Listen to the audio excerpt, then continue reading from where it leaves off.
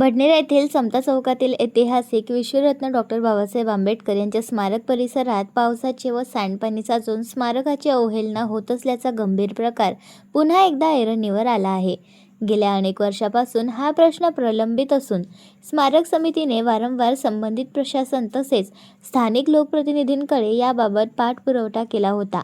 मात्र प्रशासनाकडून या गंभीर समस्येकडे दुर्लक्ष करण्यात आल्याचा आरोप समितीच्या पदाधिकाऱ्यांनी केला आहे. यावर्षीही मुसळधार पावसानंतर स्मारक परिसरात मोठ्या प्रमाणात पाणी साचल्याने परिसर जलमय झाला होता. त्यामुळे डॉक्टर बाबासाहेब आंबेडकर यांच्या स्मारकाचा मान राखला जात नसल्याची भावना आंबेडकरी अनुयायांमध्ये व्यक्त होत आहे.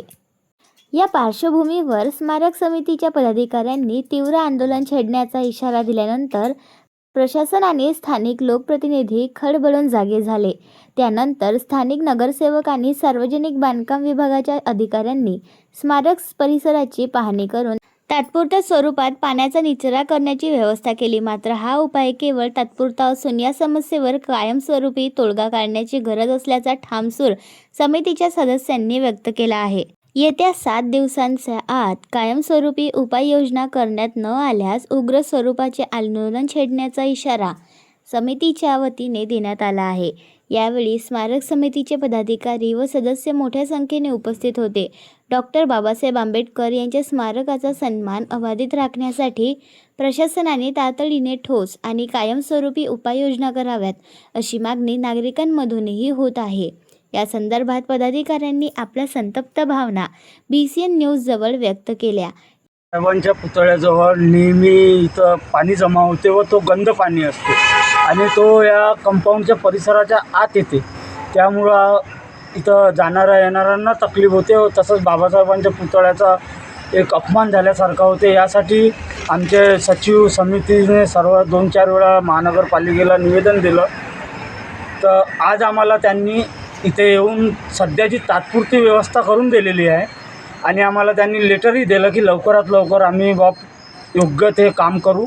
पण समितीच्या तर्फे आमची मागणी आहे की नेहमीचं सोल्युशन झालं पाहिजे. पुन्हा हा अडथळा आला नाही पाहिजे. असा अडथळा आल्यास आम्ही उग्र आंदोलन करू. अशी वेळ महानगरपालिकेने येऊ नाही द्यावी. बस एवढीच आमची इच्छा आहे.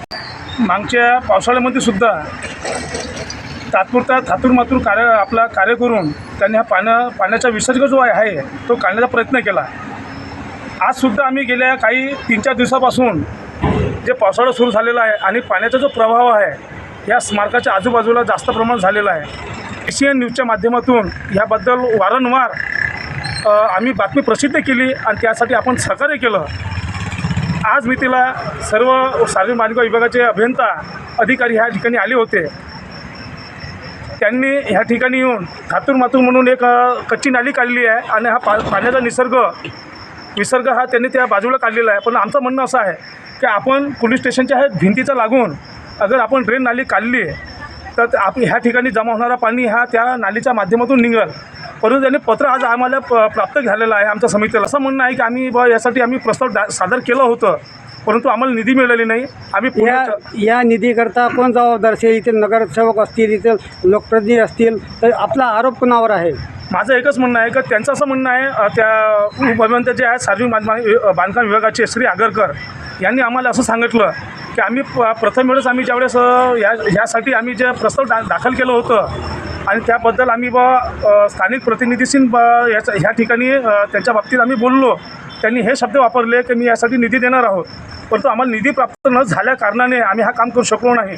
परंतु आम्ही पुनश्च हा प्रस्ताव आम्ही दाखल करणार आहोत आणि आम्हाला जर निधी मिळाली तर आम्ही तत्परतेनं प्रथम प्राधान्य म्हणून जो आपण म्हणतो अति विशेष बाब म्हणून यासाठी आम्ही काम करायला तत्पर आहोत. परंतु माझं एकच म्हणणं आहे की स्थानिक लोकप्रतिनिधी असो की नगरसेवक असो की आमदार असो की खासदार असो यांनीसुद्धा ह्यासाठी बाबासाहेब आंबेडकरांनी जे आपलं संविधान दिलं, लोकशाही दिली, ज्या माध्यमातून आपण कार्य करतो, आपण शपथ घेतो. आपण एक अल्टिमेटम दिलेला होता 7 दिवसाच्या आत हे काम पूर्ण झालेलं पाहिजे. या कामात आपण समाधानी आहात का? नाही.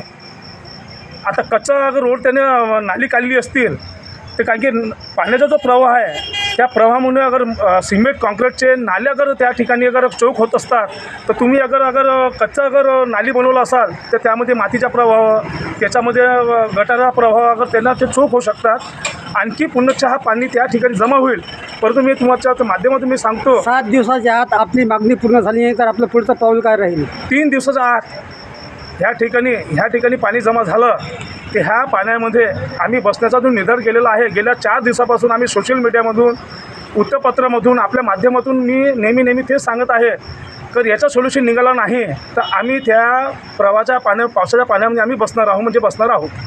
याप्रसंगी उपस्थित पदाधिकाऱ्यांमध्ये अध्यक्ष मनोज गजभिये, सचिव सिद्धार्थ बनसोड तसेच हितेश मेश्राम, सतीश भालेराव, मच्छिंद्र भटकर आणि गोपाल प्रधान यांचा समावेश होता. आता या समस्येवर येत्या 7 दिवसात कायमस्वरूपी तोडगा काढण्यात प्रशासन व स्थानिक लोकप्रतिनिधी किती गांभीर्याने घेतात हे पाहणे महत्त्वाचे ठरणार आहे. पडनेरावरनं BC न्यूजकरिता मच्छिंद्र भटकर. आपण पाहत आहात BC न्यूज. आमच्या चॅनलला लाईक करा, शेअर करा व सबस्क्राईब करायला विसरू नका.